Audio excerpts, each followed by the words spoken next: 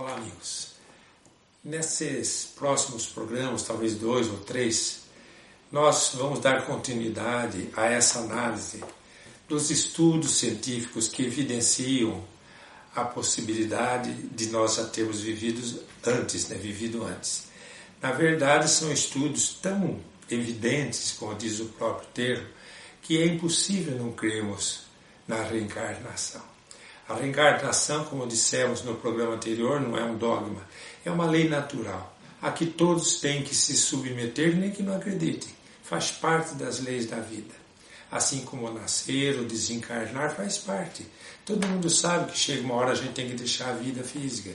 Todo mundo sabe que uma hora a gente vem à vida física. Hoje nós vamos dar continuidade ao raciocínio dos estudos do eletricista, engenheiro suíço Carl Miller, falando ainda sobre sonhos repetitivos.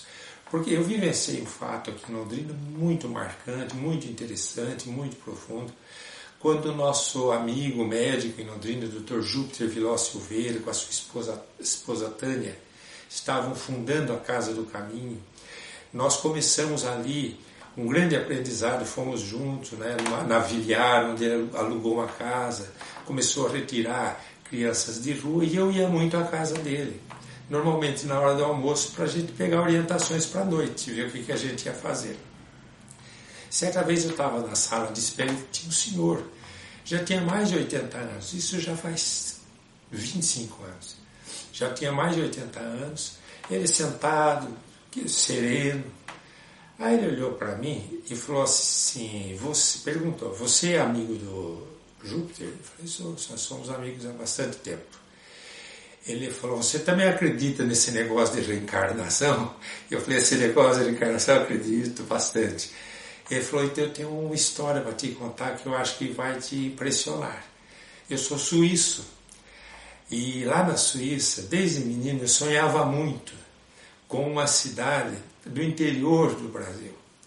E eu sabia o nome da cidade, sabia como era essa cidade, sabia os detalhes dessa cidade e tinha muita saudade. Cresci na Suíça, casei-me, tive filhos e esses sonhos não paravam de se repetir. Um dia eu me aproximei de minha esposa e disse para ela, olha, estou indo para o Brasil. Se você não é obrigada a seguir meus sonhos, literalmente falando, né? Seguir meus sonhos. Se quiser ir comigo, quem quiser, todos vieram. Salto, naquela época chamava Salto de Itu, perto de Sorocaba. Ele veio, desceu no aeroporto de Viracopos, aeroporto internacional, que já era perto. Pegaram ali um táxi, foram até a cidade de Salto, se hospedaram no hotel. E foi ele voltando. Ele deixou as malas, pegou a esposa e os filhos e foi apresentar a cidade. Inclusive o lugar onde ele tinha sido enterrado. Ele sabia tudo. Então fica essa questão, como é que uma pessoa vai conhecer uma cidade que nem nós brasileiros conhecemos direito, chamada Salto, na época Salto de Itu, e ele lá na Suíça recordava com detalhes a sua existência através de sonhos que se repetiam. Então essa história realmente me marcou. Depois ele veio para Londrina, criou uma padaria que recebeu o nome do país de origem dele, ficou famosa e ainda é aqui em Londrina, a padaria suíça. Tivemos a oportunidade, anos depois, de conhecer uma sobrinha dele, que contou-nos que ele contava essa história. Então esses são fatos que evidenciam a reencarnação. Já vivemos antes, é impossível não crer que aquela pessoa não conhecesse aquela cidade. Outro tópico levantado por Carl Miller é a aptidão, os dons, a genialidade. Então há criaturas que têm dons natos, é o corpo, é o cérebro físico. Então os espíritos superiores dizem que é do espírito, é uma bagagem espiritual que eles trazem, já construída ao longo de outras vidas. Nós estudamos um caso aqui do Brasil que foi bem divulgado, inclusive foi para o Fantástico, foi para o Jô Soares, que é o caso dos Sibelius.